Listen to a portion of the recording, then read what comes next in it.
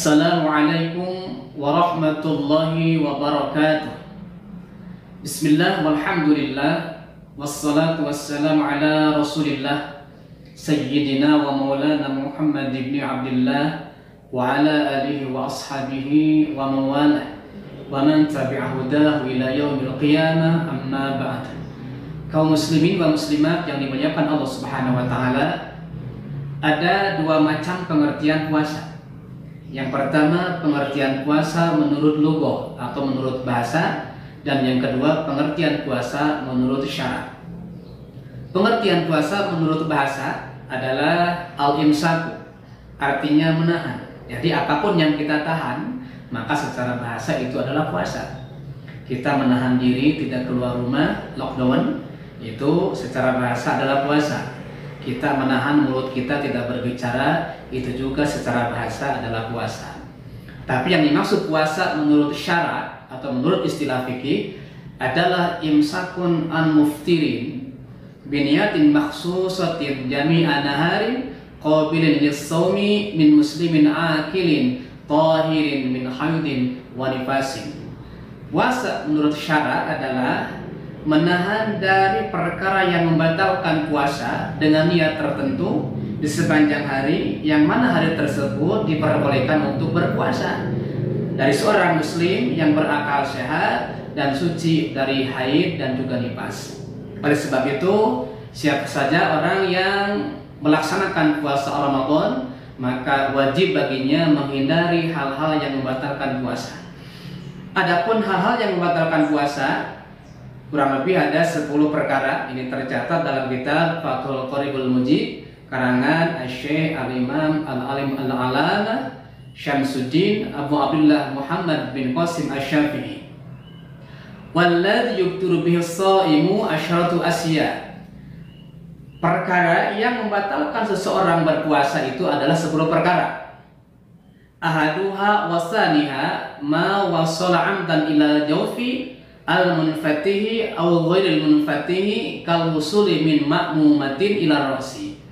Yang pertama dan yang keduanya adalah masuknya suatu benda apapun secara disengaja masuk kepada rongga atau lubang al-munfatih yang terbuka.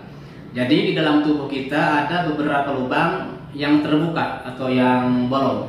Di antaranya lubang mulut, lubang telinga, lubang hidung, lubang depan yang disebut kubul, dan juga lubang belakang yang disebut dubur. Nah, itu lubang yang disebut lubang al-munfatih. Yang kedua, awal ghairil munfatih, atau masuknya benda tersebut kepada lubang yang tidak terbuka.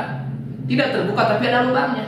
Seperti lubang yang dihasilkan oleh sebab luka. Seseorang terkena kecelakaan umpamanya, terkena kecelakaan ada luka di kepala, menimbulkan lubang sampai ke dalam kepala, itu disebut lubang ghairil munfatih. Nah, ketika benda masuk ke dalam lubang tersebut, maka batal puasanya.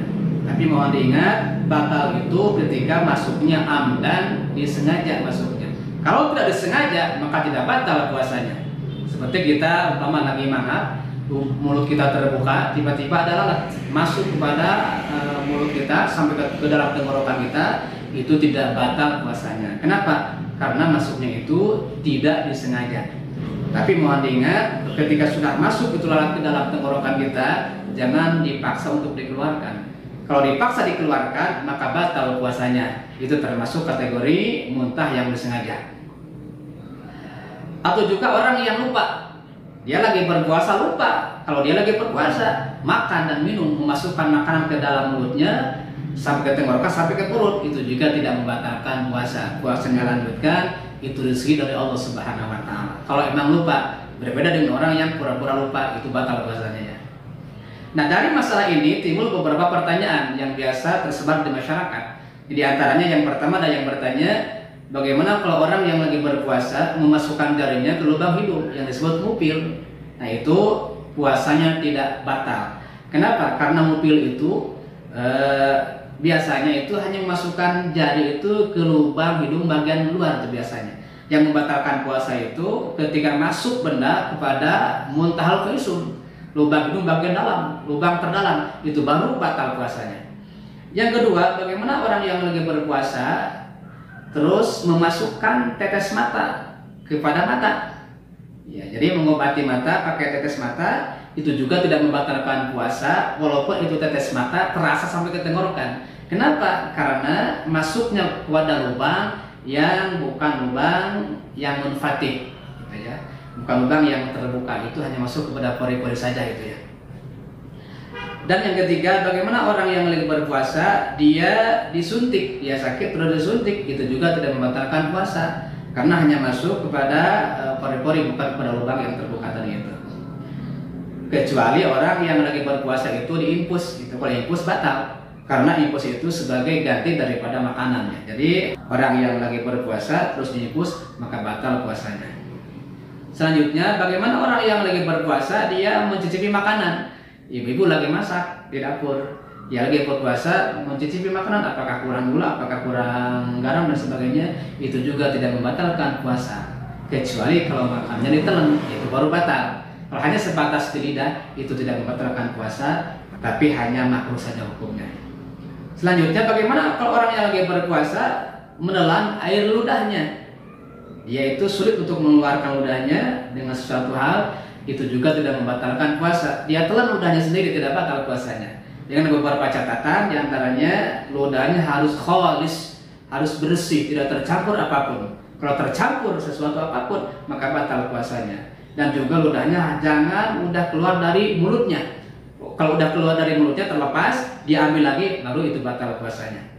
Baik, kita lanjutkan. Wasalisu al-huknatu fi ihdais sabilaini.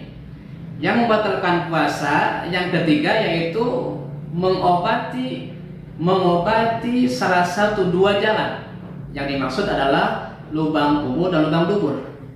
Jadi memasukkan obat kepada lubang kubur atau ke lubang dubur lagi puasa, maka itu batal puasanya. Lain hanya kasus orang yang punya penyakit ambeien. Dia punya penyakit ambeien, si lubang duburnya itu keluar, dimasukkan lagi ke tempatnya, itu tidak membatalkan puasa. Warabiu, dan yang keempatnya al-qai'u amdan, muntah dengan cara sengaja. Bagaimana kalau muntah tidak disengaja? Itu tidak batal puasanya.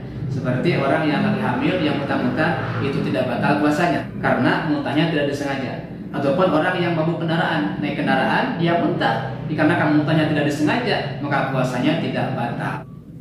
Wal khamisu, dan yang kelima al-wat'u amdan. Yang membatalkan puasa adalah bersetubuh dengan cara sengaja. Fil farji, dalam farji. Fala yubtiru shaimu bil jima'i nasiyan. Oleh sebab itu tidak batal puasanya seseorang yang bersetubuh di siang hari dengan cara lupa. Lupa kalau dia lagi berpuasa, maka bersetubuhnya itu tidak membatalkan puasa kalau memang dia lupa. Nah, kalau memang disengaja bersetubuhnya, bukan hanya saja batal puasanya, tapi orang tersebut terkena kifaratul uzma atau kifarat yang besar.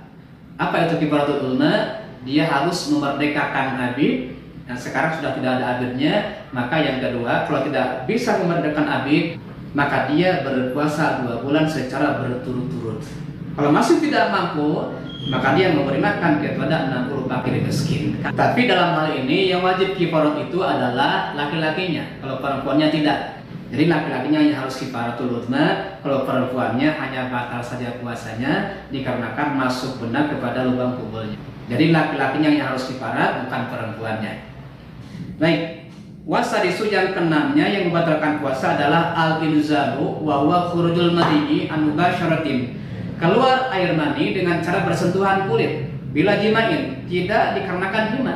Bersentuhan kulit, apakah dia mengeluarkan air maninya sendiri dengan cara masturbasi ataupun dengan tangan orang lain seperti dengan tangan istrinya, dia lagi berpuasa maka batal puasanya. Lain halnya seperti orang yang mimpi basah di siang hari, dia itu tidur, lagi puasa dia tidur, ternyata mimpi basah, keluar air mani, itu tidak membatalkan puasanya.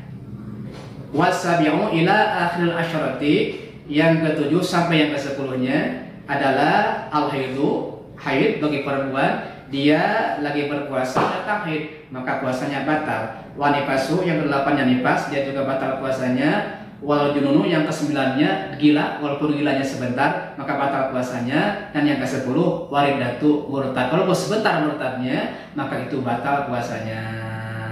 Allahu a'lam.